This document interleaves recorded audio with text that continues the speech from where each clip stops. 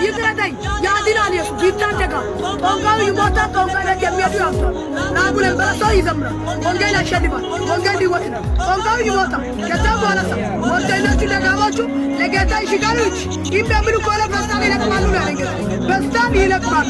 እሺ ብትሉ ከሆነ አትዋረድ። ከእኔ ጋር ያለው ትልቅ ነው። እሺ ተራ አይደለሁም። እኔ ቆሻሻ ነኝ። እሱ ንጉሥ ነው። አይተወንም፣ አይንቀኝም። ይበል እግዚአብሔር ይመጣል። ይበል እንጂ አትኩራ።